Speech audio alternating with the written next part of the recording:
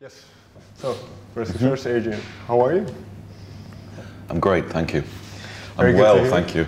I'm well, thank you.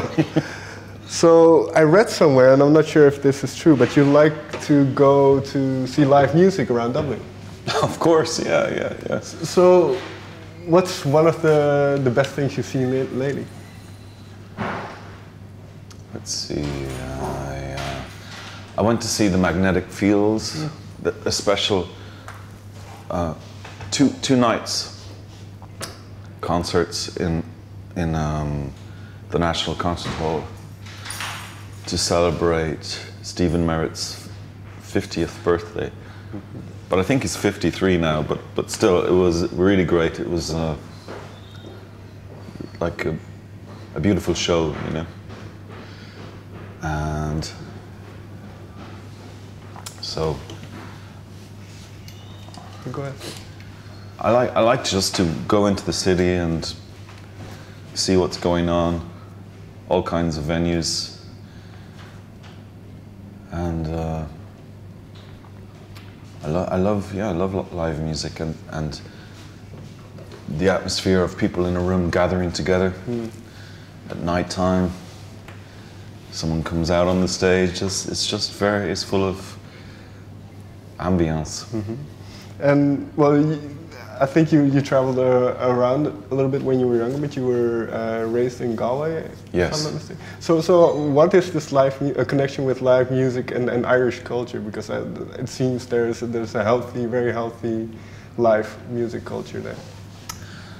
It's all that I've known, really. I just always assumed it was like that everywhere, and especially in bigger cities. Well, Ireland doesn't have that many big cities compared to Europe, the rest of Europe, but in Dublin, where I've been living for a long time,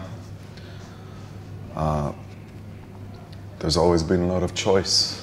Every night of the week there are bands playing, artists playing, and it's always been very rich in that way, you know. And going to these performances, what do you take away towards your own music? What do you take away towards your own music, if anything? I just find everything inspiring. So concerts inspire me, but everything, people inspire me, places inspire me. Okay. So when I don't take notes when I see things, like, you know, if I go to a concert, if I'm moved, I take something away. It's not my choice. The music moves me. I go away with the music in me in some way. Right. So when it comes to the new album, then Dark Eyed Messenger, what was the lead up or the build up towards that album like? What kind of mind frame were you in? Well, for I think every album that I've ever made, I can't remember the moment when it started to become an album, and I can't really remember the moments where I was inspired to write. It's all like in some kind of hazy dream place. Okay. I discover that I've got something new, and you know, the lead up to the album in a practical way started when I made plans to go and record. That felt like something was happening now. I knew I had the songs for a record. Once I made this plan to go to New York and record with Thomas Bartlett in the studio in Manhattan, that was the lead up then. When we were excited about the plans and we were talking about dates and when I could go, when he was around. That was the lead up. But that was very exciting because I knew, you know, I was like, we're gonna do this thing, you know? Right. Well, I find it interesting because, well, like you say, well, on the previous record, I believe you said that most of them were written in the same room. Most of the songs of the last record, yeah. Yeah, so with this one, was it again a similar type thing where you're in the same room and just writing? The same room, yeah, okay. as the last time. Okay. That's right. I'm trying to think. Pretty much, yeah. I can safely say that all those songs were written in the same room. Well, they started everywhere, though. Sure. I suppose it's more accurate to say that in that room, I finished those songs. But is writing for you then a conscious thing? You know, if you understand what I mean? Yeah, it's kind of like what I was saying about the semi-dream state. Right. It's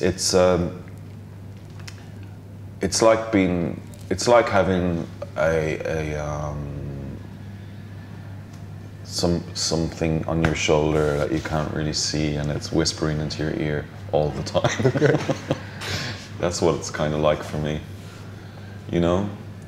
And it's something that you can't turn off. Why would you want to turn it off anyway? You know? It's conscious in the sense that trying to capture it in a certain way. And I suppose that's where you have to be conscious. Sure. To draw a line under something and say, right now this is what it is. But it's partly unconscious, partly conscious. Because the way, well, I see it, and this might be completely wrong, but that it's a very literary approach to writing. Am I right in saying that? Well, there's more than words are a part of it, but it's not all about the words. So, because don't forget, I write music as well, and there's this special relationship between the musicality in the words, the words on a page, the music, where the words inhabit, the melody, the narration. I don't really analyze it though. Okay. I find writing songs, performing them, making records, it's where I feel comfortable and challenged. Challenged to not be too comfortable to be challenged. Right. But so you mentioned that the art album started to take shape once you've kind of made plans to go over to New York and record. And so at that time, how fleshed out were the songs? Very fleshed out. I spent a lot of time making demos, and spent a lot of time with the demos, and spent time playing the songs out by myself. And then I sent all these songs to Thomas. I think I sent him 20 demos. And we chose 11, just one after another, when we were in the studio. Based on what? Based on, actually that's a good question, because I was expecting Thomas to choose the songs that we would record, and I was kind of curious about which songs he'd choose. But it was a mutual thing. It's kind of like a psychic thing. I don't know, it's a weird thing that you can't really explain. So in the end, he asked me, what song shall we start with? I would name a song, and then he'd go, cool, what's next? Then I'd suggest another one. I think most of the time, I think pretty much each time that happened, he said, cool, yeah, let's do that one. Great, yeah, Okay. yeah. I think maybe there was one time I suggested we do this piece that was not really a song, it was something else. And I think he said, yeah, we'll just do that one another time. So we just decided very quickly. Okay. And well, with the demos then, at that point, did you use guitar on those demos? On some songs I use a guitar, and some I wrote on the piano. Most of them, I suppose, I wrote on the guitar, but then I'd always the idea for those that was a sketch, even though they were fleshed out sketches. It was more to do with finding the atmosphere for the songs and the shape, the Right. structure, the pace, the tone. So after that, I thought, well, it can be any instrumentation we choose. I had got used to playing with an ensemble in Dublin where I was singing and speaking. Sometimes just speaking, telling like story, almost not spoken word. That's something else. But it was kind of like story songs. Right. Where I'd sing, speak, and the others would play percussion, bass clarinet, strings. So there was this kind of like swell around. We'd play in a circle, and I was used to not playing guitar. It was a way to present my music. I brought a guitar today after all this talking about no guitar. That's the thing. There's no rule. You know? Right. I like the idea of performing a song in different ways. That's an interesting point because, well, being in an ensemble and then kind of leaving the guitar on the side for the recordings, did it give you new insights into how you use your voice? And yeah, absolutely. Absolutely.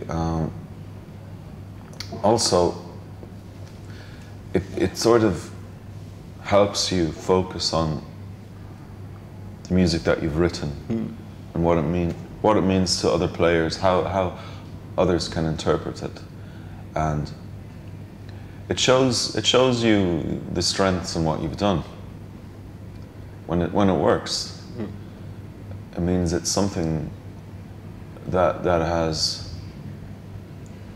it's formed in a way that it can be passed around, and it doesn't come apart, but it can be stretched, and So in a sense, is this then the basis of what makes a good song, that you can transform kind of the... I'm not sure. I don't know. I can't say that, but that would be my opinion, I suppose. Right. But also, if someone else plays a song that you've written, even if in an instrumental way, and there's something about you in that is recognizable straight away, that is an achievement, a big one, I think. So in a way, I was striving for that, I suppose. Okay. And going back to the studio, I think you recorded the whole thing in 4 days? Yeah, between 4 and 5. It was okay. 4 days for the bulk of the recording, and then a bit of the 5th day we added a few little extra parts. Yeah, what were those 4 or 5 days like? Was it very much a lightning course of recording, or? Yeah, Thomas described it as a fever dream. That's kind of like what it was, because it was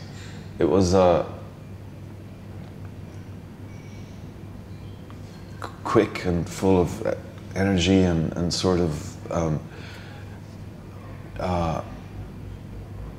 there was so much happening in every session, or we got so much done every day. That's really what it was like. In fact, it was very relaxed. Okay. There was no feeling of being frantic or anything. It was just a case of a day passed, we were in there the next day. The morning of the day before seemed like a long time ago, you know, because we listened back to what we had done the previous day, and it was almost, we had almost forgotten what we had done, Okay. you know, the next day. So it was really exciting to listen back, and that filled us with, you know,